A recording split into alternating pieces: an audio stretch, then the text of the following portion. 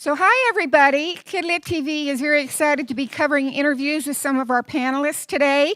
And the first one up is Sarah, and I'd like you to talk about this really cool book. I loved your presentation. Thank you. Hi.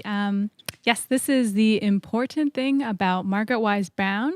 It was written by Mac Barnett and illustrated by me. It is about the life of Margaret Wise Brown. She's the woman who wrote, most famously, Goodnight Moon. Wow, very exciting. So what did you think when you got this across, when you were asked to do this? I love Margaret Wise Brown and I love Mac, so it was an instant like, yes, of course, I'll do it. And then once I signed on to the project, I realized that she was a really complicated person. So it was a really fantastic experience to research her and learn more about her. Wow, that's great. It's a beautiful, beautiful book, and I highly recommend everybody getting their hands on it. Yeah. Thank you so much. Thank you. Okay, and now we're going to have Lisa Von Dreisdeck. Is she here? No? So, next, Jerry Pinkney. I saw Jerry upstairs. Okay, he ran to get his book. How about Ginny Brown?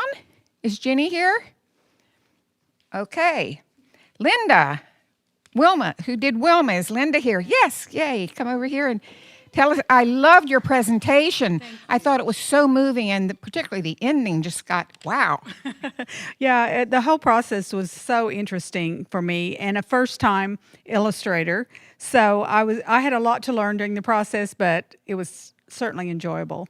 So do you think being a fine artist, as you said, do you think that this is going to be a whole new thing for you? Do you want to do more books? I think it would be probably easier the next time for me because I had a lot to learn. I kept putting things in the gutter, which I didn't know what the gutter was, but I knew after a while that you didn't put things in the gutter of the book. and there were a lot of things to learn as a non-illustrator that I would know now, and I think it'd be a bit easier for me. Did you actually do, by a process question, did you do a storyboard? No, actually, I just took each page and the layout. I read the words, and then whatever came to mind, I started sketching in pencil, and that's how I did the whole book. And you said that you sent in the sketches, and then you got all the comments back. It took a long time, you said? Yes, it did take a long time. It took quite a while, longer than I expected, to get the comments back. And then, of course, there was a lot of back and forth, and a lot of suggestions, which most of them were excellent suggestions. And I think I came up with the best thing with their help that I could for the book. That's so lovely to hear that. And by the way, when I did my first book, I didn't know what the gutter was either. So we had so hey, don't put anything important in the gutter, people. It was, by the street, Yeah. Well, thank you very, very much. And now we're going to have Yvonne. Is Yvonne here? Here you are, yes.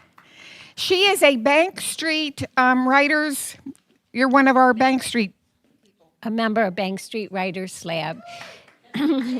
And writing this book got me to be part of it. You have to have at least one children's book published.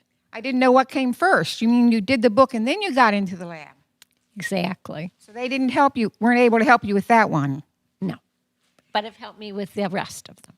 Well, so this is really, really fabulous. Show the back of it. This was very kind of a cool way they did a wraparound cover here.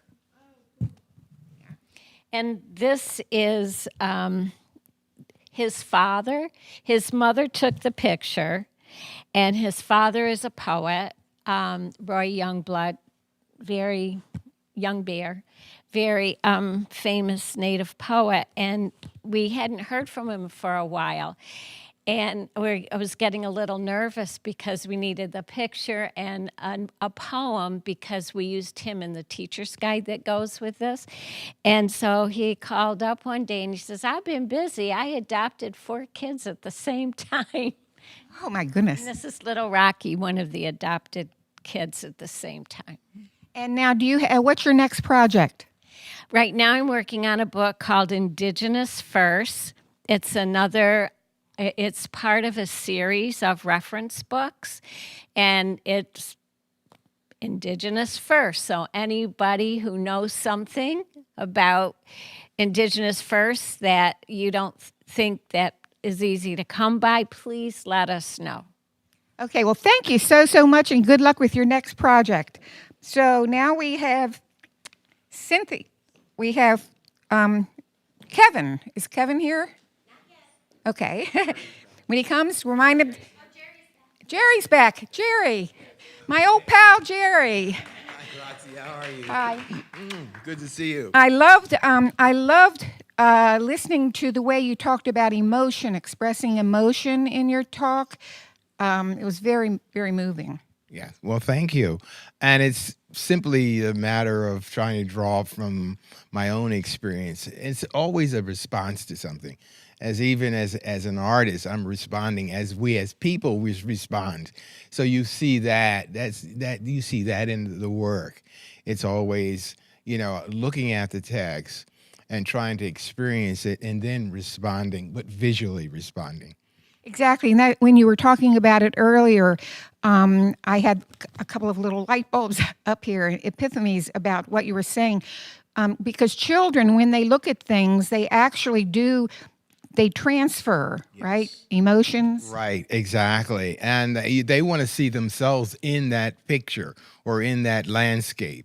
And so I try to, in my art, to build in it those things that keep them there.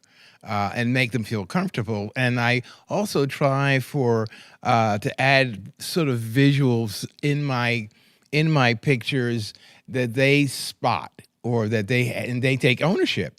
So there's a one page in Home in the Barn where you'll see that it's the place where the bull is stomping, and you'll see little insects. And the idea there was, because we live in the country, so right now we get all kinds of wood beetles and stink bugs that come out looking for heat. And I wanted people the kids to question, insects in winter? And yes. So, barns can be warm. Yeah, exactly. So you would find those insects. They're not a part of the text, but it's the hope is that it attracts the eye of the child who says, "Oh, maybe insects in winter," and that question provokes their curiosity, opens it up. And also, you're not a minimalist, as I'm not, and we know No, right. not a minimalist people. Yeah, right. So, and I know that children really look at every tiny little detail. Yeah, exactly. And that's important. And why the detail for me? First of all, it's my own curiosity. Also, it's a very safe place, a way of processing the world around me, because I get involved with that detail, minute detail that interests me and shuts out the craziness of our upside down world. And also, it gives a certain kind of validity. Yeah, exactly. And it's about observation. So I want to awaken their sense of wanting to see more. It's not generic. It's the opposite of generic. Yeah. It's the specificity that you do. Exactly. Yeah, right. Exactly. And that's what I'm interested in. Yeah, so I'm sharing that interest. And it shows. Well, thank you so much. It was great listening to you. So now we're just going to, because I didn't bring my big clipboard, so now I'm going to start asking, let's have Cynthia come up. So this is my friend from Texas, everybody. I don't know if you got that in when you were talking. Did they say you were from Texas? They did not, and what an affront to Texans everywhere. And you're from Austin, right? Yes, the very best part of Texas. And they have such a group of fabulous children's book authors and illustrators there. But tell us now, I was so powerful listening to you talking about particularly kind of the legal things and the issues. Certainly. Native people historically, but also still today, are facing challenges to our sovereignty. And one of the ways that I believe families across the continent have responded to that in many cases is to encourage their children to pursue a legal education. And you saw that manifested on the panel today. I also think that is indicative of the importance of story to changing hearts and minds, whether it be stories in the courtroom or stories in the classroom or stories in the pages of books. So there are a lot of transferable skills that occur. Yeah, and I mean, real life is stranger than fiction, right? That is said, yes. To some degree. Now, what are you working on next?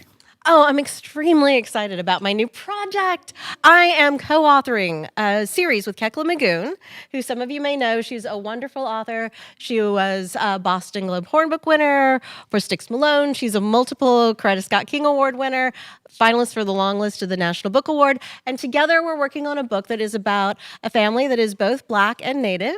It's focused on two cousins. And as someone who teaches writing for young readers, I would love to say that there was this tremendous exploration of craft, but in fact, we're really writing ourselves as 12-year-olds as if we were cousins. It is the most direct and pure and playful creative exercise I've ever had the honor of engaging in. So is this middle grade or YA? It's middle grade, graphic format, and there are two girls who are cousins who become superheroes in their school and community, encouraging inclusion in very kid-friendly, down-to-earth sort of ways. And so when is it coming out, and who's the publisher? The publisher is Candlewick Press. And we're very excited. We have signed on illustrator Molly Murakami. She is accomplished in illustration, but this will be her first book for young readers. And I believe right now sketches, et cetera, so that we're looking at fall 22. Oh, very exciting. Well, thank you so much, and New York is happy to have you in town this week. I'm happy to be here. Thank you. So my next author, come forward.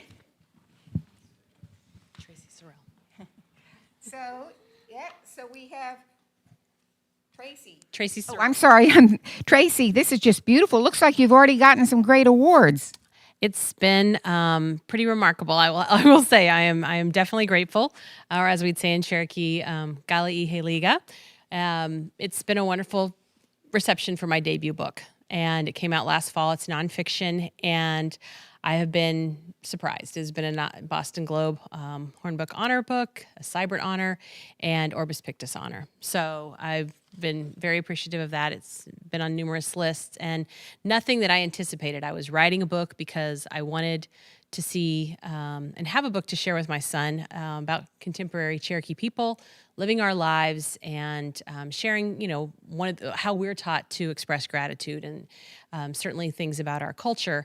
But it has sparked so much discussion among other Cherokee families and much broader than that, of course. Teachers and librarians have written and shared with me how it's sparking children to look at their own cultures, how they experience life through the four seasons, how they look at gratitude. So I'm grateful for all of that has provoked.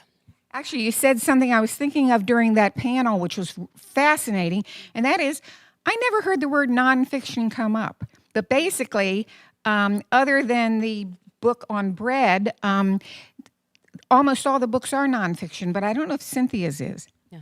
But nonfiction is hot right now, so it's wonderful you've been able to contribute. Yes, I love nonfiction. I was that child who read biographies, who read, expository nonfiction. My son's the same way. And this is an expository, nonfiction book. It's a concept book. There's not the story arc or, those kinds of things. But, our children need those lyrical texts, in nonfiction, and they deserve those, So I write fiction, I write nonfiction. This is set up as a poem if you type it out. My fiction poem, I have a debut fiction picture book that just came out at the mountain's base. That's a poem. I love the sparse writing of that. I love the challenge of communicating complex things through very few words, and then giving space to the reader as well as the illustrator to bring their own vision to it and their own experiences. Oh, it's so wonderful. The nonfiction world is so happy to have you doing this because, and again, to have a poetic writer work on such a kind of, important topic is very exciting. Thank you. Thank you very much. Okay, our next author. Kevin's here. Kevin.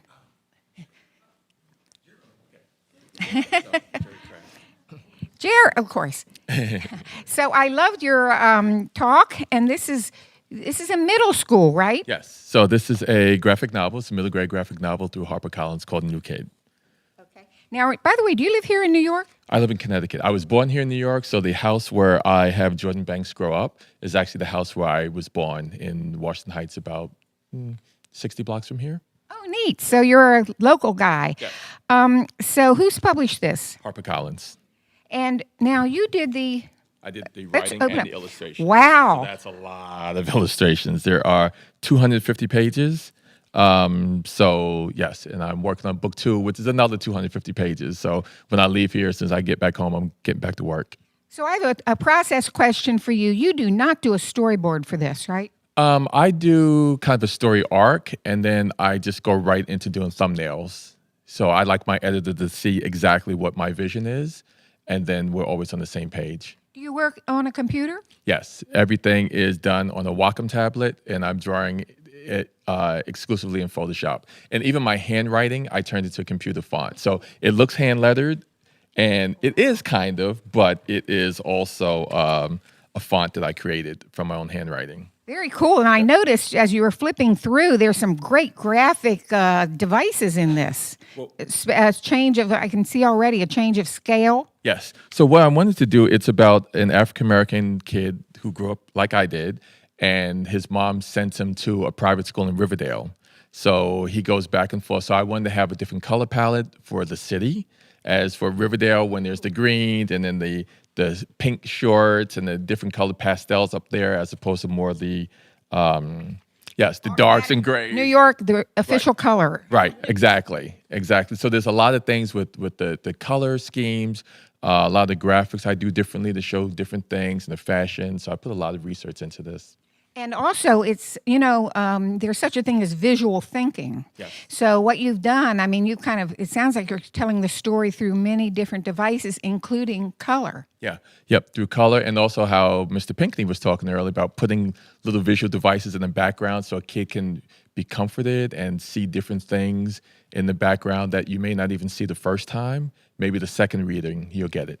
Yeah, I always like the idea of really giving kids something to look at and devour and look at over and over again. And it looks like this fills the cake, right? Yes, so far. Yeah, it is great. It made the New York Times bestseller list recently. And next week I go to Austin, Texas, one of the 6 finalists for the Kirkus Award. Oh my goodness, that's wonderful. Congratulations. Very cool. Well, thank you. It's just great. This is the first time we've met in real life, but I know your work and the new kid. Yes, and we'll meet in real life again. Yes. Thank you so much. Okay, do we have any other authors around? Kevin's here. You've been promising us Kevin for half an hour. He's finally here. Okay. Fry bread, yes. So is this, I know it's nonfiction, but it's also kind of fiction? Yeah, it's both. It's about my grandmother and how she taught me how to make fry bread, and now how I'm passing that tradition along to my kids. Could I see, I understand if you all had listened to his talk that he now has his own fry bread inherited from 2 kind of crusty aunts. Yes. Could you open up to the page where your recipe, Oh, wow. Okay. My recipe's here in the back.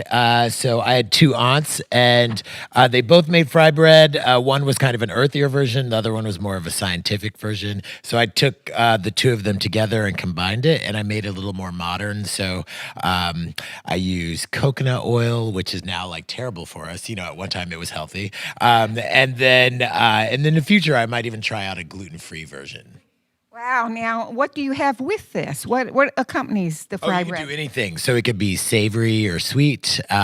People can use this thing that we use out in Seminole called sorghum, which is like an Indian version of molasses. You can eat it with beans. You can eat it as tacos, just about anything.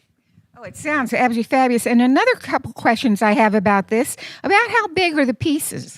Well, it depends, right? So the whole thing about fry bread is it's different according to each family. It's different according to each tribe. So the way that we make it within my family, within my tribe, it's a little bit darker and it's more spherical in shape. And so other people might make it where it's more like golden brown or lighter in color and flat. So it just depends on what your family tradition is. Now, you live here in New York City, right? Yeah, in Union Square.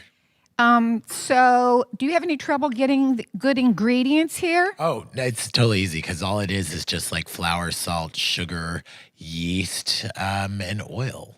So you don't it's not a particular kind of You mentioned cornbread earlier. Or cornmeal. Yeah, cornmeal. But you can buy any of those in any store. But most people don't think of all of those things coming together over about a 5-hour process. The way that I make it, it's an all-day occasion. Wow. So do you have a waiting list of people who want to come to your house? Yeah, so now I make it for my kids' class, for whenever they have like a party, whenever we have a family dinner, people expect it. So then, like whenever I show up, people always, if they see me with the big metal bowl with a cloth on top, they're like, the party's about to start. Wow, that's so exciting. It's a darling book, and it's beautifully illustrated. Congratulations. Thanks so much. Well, do we have any other authors here? Well, thank you so much from KidLit TV and BookFest 2019. And have a lovely afternoon. There's a lot more to come.